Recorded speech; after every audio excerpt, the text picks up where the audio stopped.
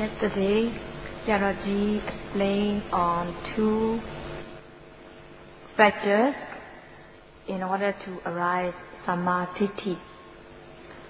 And it is mentioned as Sammaditthi ordinarily, but the commentator mentioned the 2, Vipassana Sammaditthi and Magga Sammaditthi.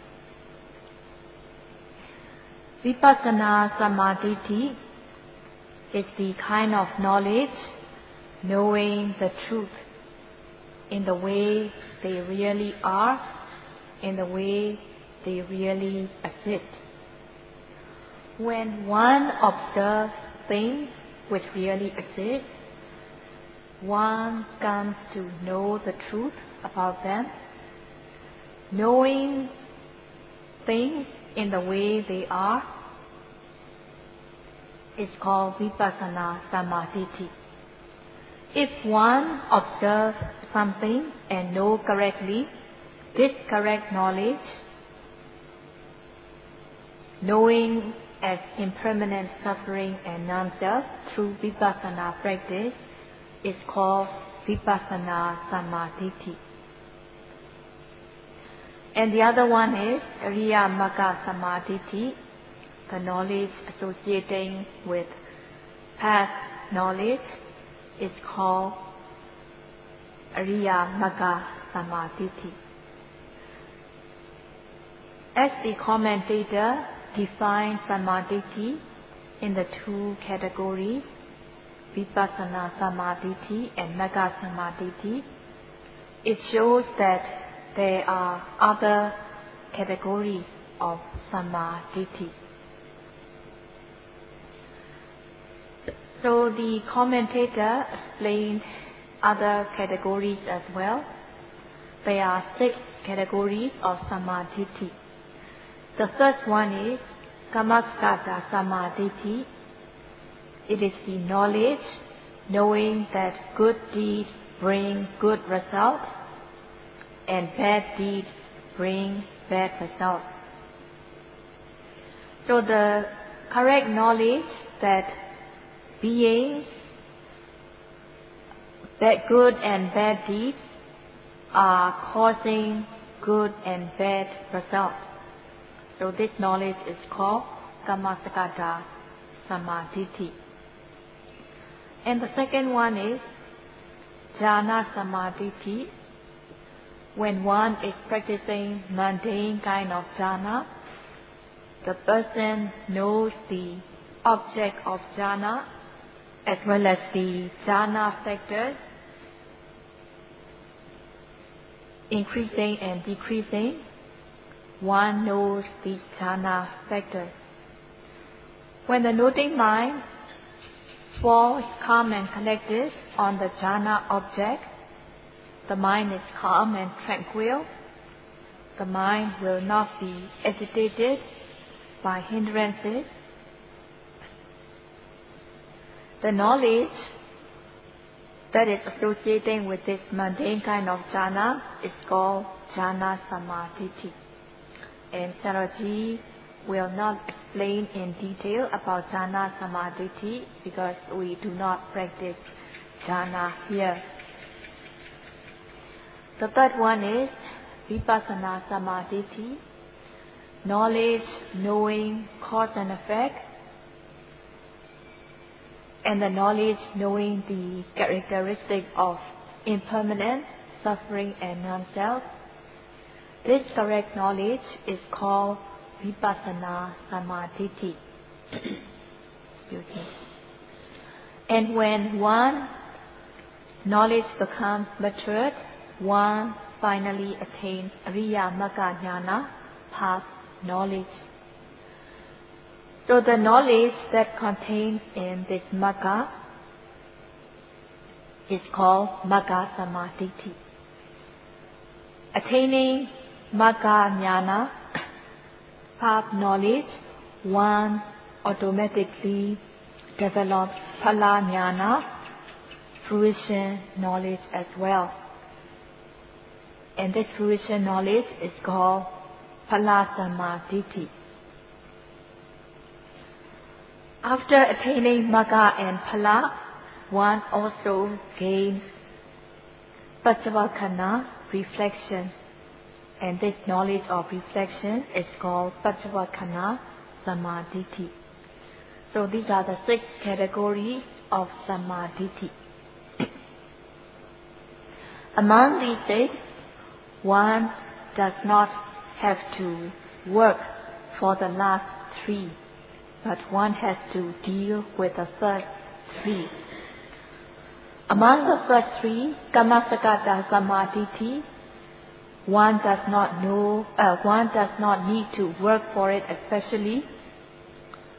If you understand that good and bad deeds bring good and bad results, you already have Kammasakata Samadhi. The second category, Vipassana Samadhi, involves work. One needs to practice Satipatthana meditation in order to attain Vipassana Samadhi. And today, Sayadaw will explain about the first 3 kinds of Samadhi from both theoretical and practical aspects.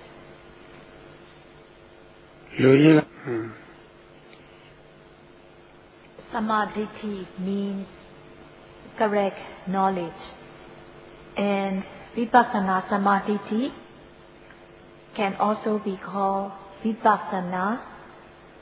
If one hears Vipassana, one understands that it is the knowledge, knowing cause and effect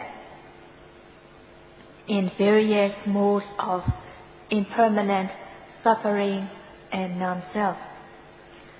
So this special knowledge, knowing that the cause and effect, the nama rupa, which are relating as cause and effect, are impermanent suffering and non-self, such knowledge is called Vipassana Samadhi. It can also be called Vipassana Jnana, or it can also be called Vipassana Panya. And to put it into a short name, it can be called Vipassana.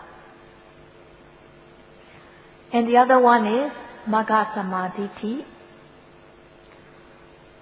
It can also be called Magga Jnana. If one says Magga, then there can also be other factors involved in Magga.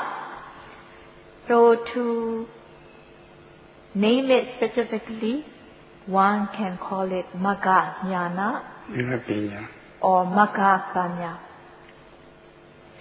So in the field of practice, if one hears Magga, one automatically understands that it is path knowledge. So in order to leave out the other factors, the commentator defines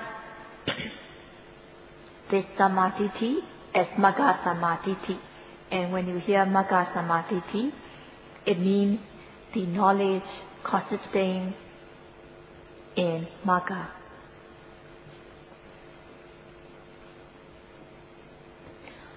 Among the first 3, Kammasakata Samadhi is the most important. It is the foundation.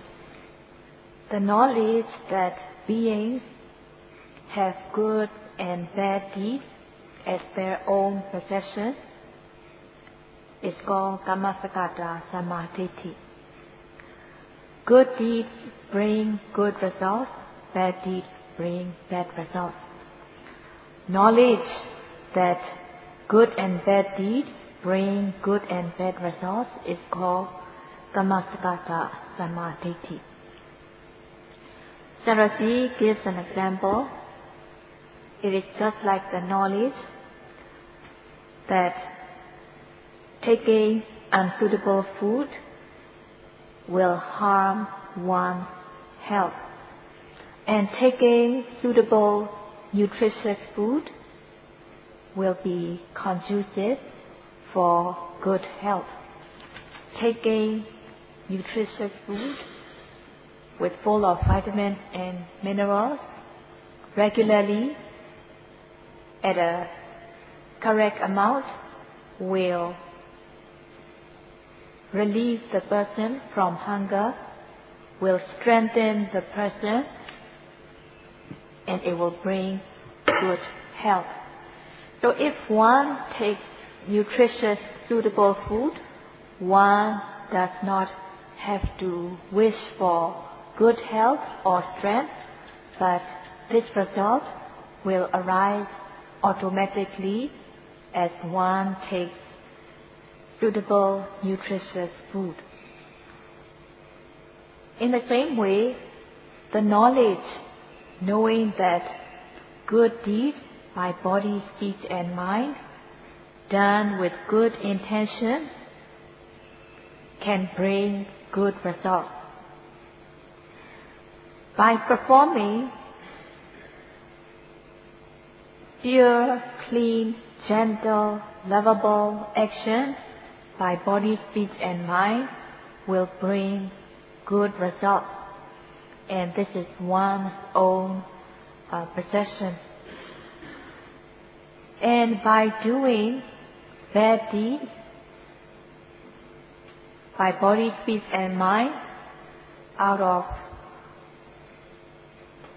unclear intention, out of impure intention, will bring bad results. Having this knowledge that doing these misconduct will bring harm and such actions are disgusting.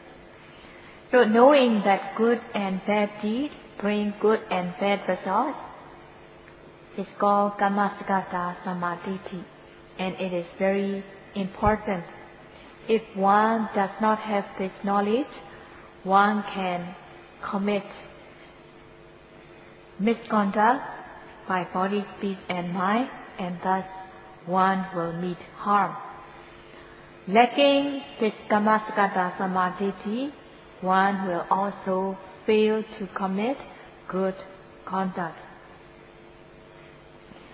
So Sayadaw gives an example that one needs the knowledge that unsuitable food will be bad for one's health. Suitable food will be conducive to one's health. So it is this kind of knowledge concerns with one's physical body. It goes the same spiritually. If one performs bad deeds, impure deeds, it will bring bad results. If one does good deeds, it will bring good results. Knowing that one's own good and bad deeds are one's own possession, it is called Kammasakata Samadhi, and it is just the foundation. From this Kammasakata Samadhi, one can go on to practice other wholesome deeds.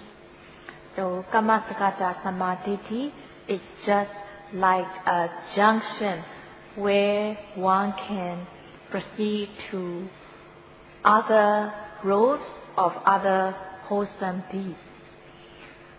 When performing dana, also one needs Kammasakata Samadhi in order to perform dana. And in order to refrain from misconduct, one needs Kammasakata Samadhi. So that's why Kammasakata Samadhi is the foundation to perform good deeds such as dana, sila, and so on. Only if one has this Kammasakata Samadhi, one can practice dana, sila, and also bhavana, mental development practice, in order to develop the mind and knowledge. So that's why one needs to learn from Kalyana Mitta, a true companion. The more one has Kammaskata Samadhi, the more benefit one can get by developing Dana, Sila, and Bhavana. So it is the foundation. Knowing that good and bad deeds bring good and bad results, one overcomes the wrong view of Creator. One will not have the wrong view that Creator is causing the person to have good results, the Creator creating the person to have bad results. Such kind of wrong view will automatically be dispelled by having this Kammaskata Samadhi.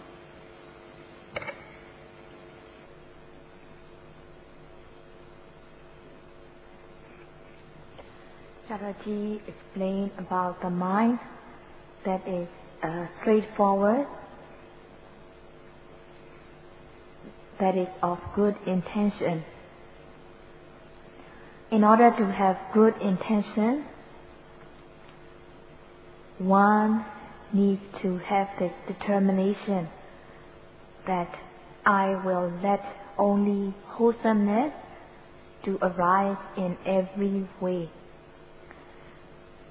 And one needs to have this aim and objective that one will be blameless, faultless in every way, every aspect.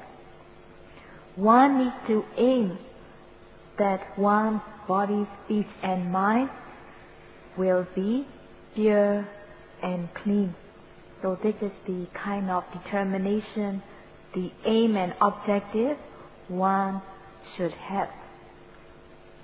Being mindful of this aim and objective, one will mostly develop wholesomeness.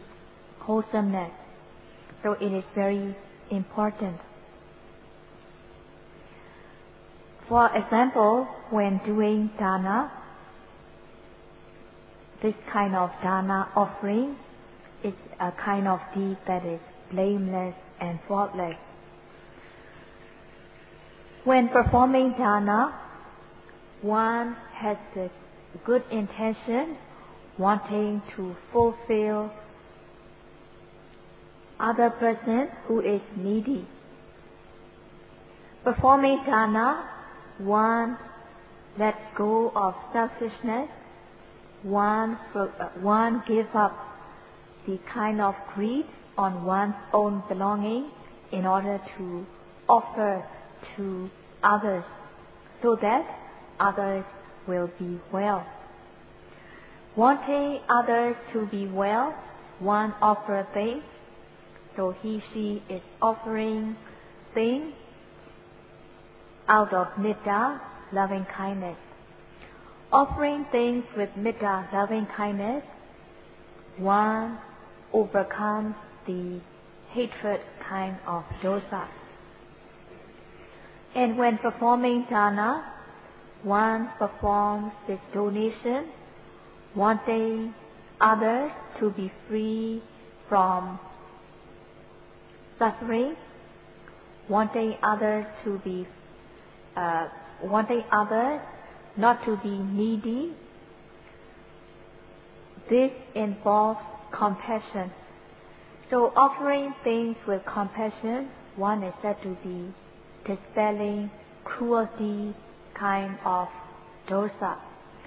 So in this way, when one performs dana, one can overcome extreme form of greed, and one can also overcome hatred kind of dosa by having metta, loving kindness towards others. One can also overcome cruelty kind of dosa by having compassion towards others. In this way, if one knows how to perform dana systematically, then then extreme form of lobha and dosa are expelled. When doing this dana, expelling the extreme form of lobha and dosa, this wholesome deed can be called kusala or anavata. Anavata means blameless or faultless, and thus his or her deed of dana becomes pure, clean, gentle, and lovable. Such kind of dana is high-class dana because one can overcome extreme form of lobha and dosa, and thus one will be free from suffering, and it will bring peace as well. When performing dana, one needs good volition in order to incite this dana. Because of this pure volition, one can get good results as a result of good volition. Having this good volition, wanting others to be well, one performs this dana, and such kind of dana can bring results such as bhoga sampatti, accomplishment of material wealth. So such kind of results arise due to good volition, good vedana, and nobody else can create such kind of good result, but it is one's own good volition that is giving rise to good results. And this wholesome deed is called anavata sukha vipaka lakkhana. Wholesome deed has the characteristic of being blameless, faultless, and it can bring good results.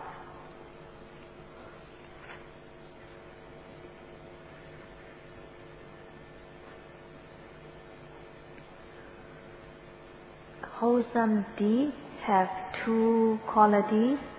The first one is being blameless, being faultless. It is the first quality. And the second quality is that it brings good results. When one is performing wholesome deed, one does not need to aim for the good result to arise. It is more important to give priority in doing wholesome deeds, in doing deeds that are blameless and faultless. What is more important is when one is performing good deeds, one needs to overcome selfishness. When doing wholesome deeds, one should not be aiming or one should not be expecting personal gain that has no guarantee. When performing good deeds, one needs good intention for the benefit of others. It is called kusala chanda.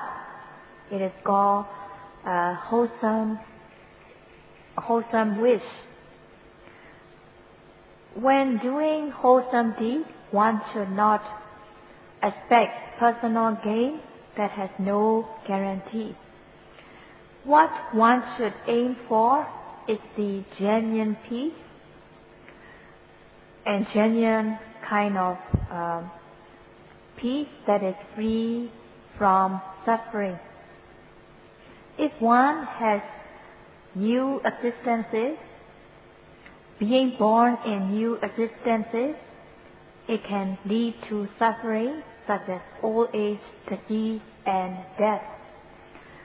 So such suffering as old age, disease, and death are inevitable if one is born into a new life. If one is not born into a new life, there will not be suffering of old age, disease, and death. One should aim the kind of result that is free from suffering such as old age, disease, and death. One should aim for the deathlessness, one should aim for the genuine peace away from all the suffering. Aiming for such kind of genuine peace away from all the suffering, one cannot be said it is greedy to do so. And it is not a extreme form of greed in order to aim for the kind of genuine peace that is free from the suffering. So it is so one should not expect the kind of personal gain that has no guarantee. What is more important is that one should have good intention. One should aim for the kind of genuine peace, and one's body, speech and mind should be pure and clean.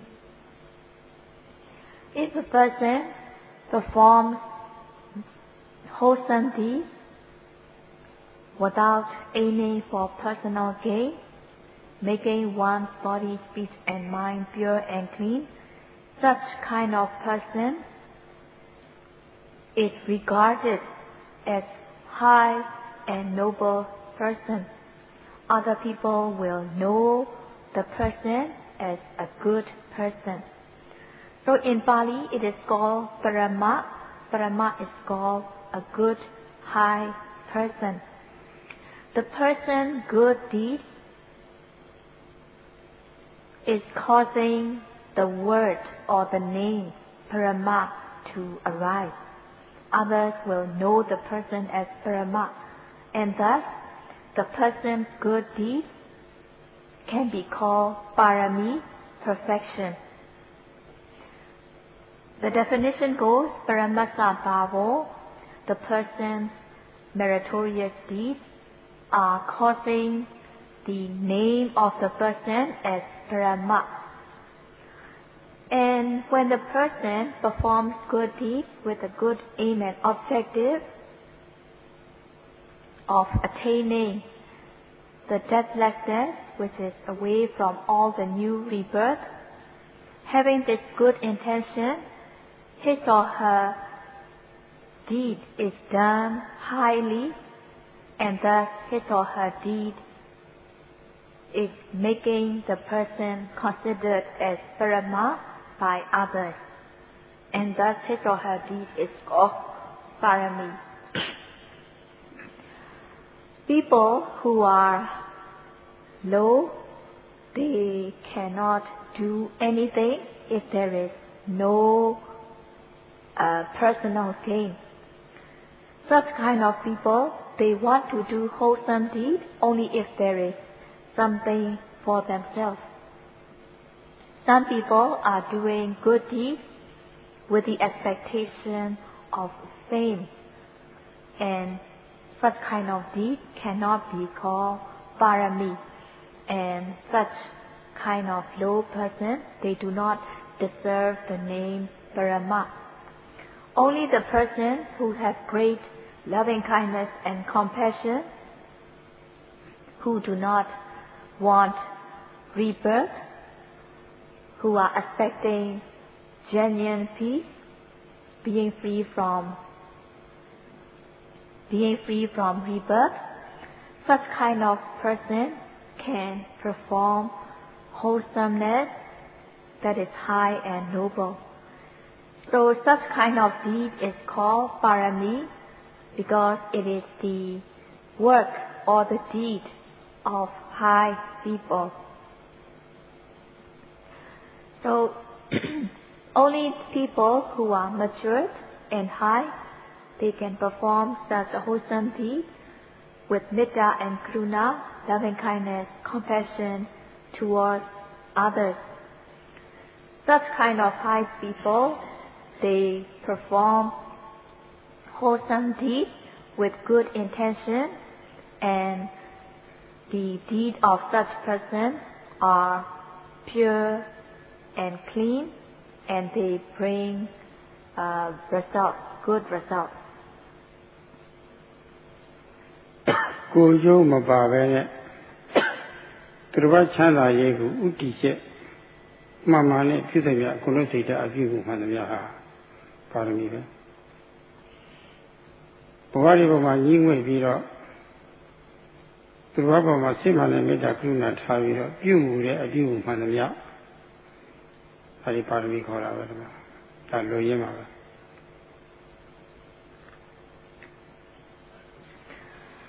The kind of deed that is done without expecting personal gain, it is called parami. The kind of deed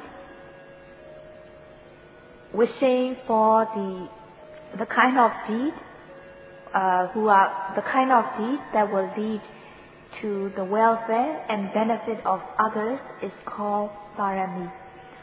The kind of deed done by the person who do not want rebirth is called parami, and the kind of deed that is done with genuine metta and karuna towards others is called parami. In the current stream of nama rupa phenomena arising in the being, they consist of good and bad deeds. Such good and bad deeds, they arise and pass away just like other conditioned phenomena. But these good and bad deeds, they bring good and bad results even though they have already passed away. Even though these good and bad deeds have passed away, they leave this potency to give good and bad results. So if one comes to think of it, one may not believe it, but if it is explained with reason, one can accept the fact that even though good and bad deeds pass away, they leave a potency to give good and bad results. So Sayadaw gives an example of a mango. A mango will grow from a very small fruit into a big one, and the mango ripens, it becomes ripe, and finally it falls off the tree. Even though the mango also perishes, but there is this potency to give to the new generation of mango tree and mango fruit. In the same way, the volition, the cetana, arises and passes away. Even though this cetana, volition, passes away, it leaves behind the potency which will lead to good and bad results. So it is the cetana, volition, that is giving rise to good and bad results. Today 1 hour is up, so Sayadaw will continue to explain the next day.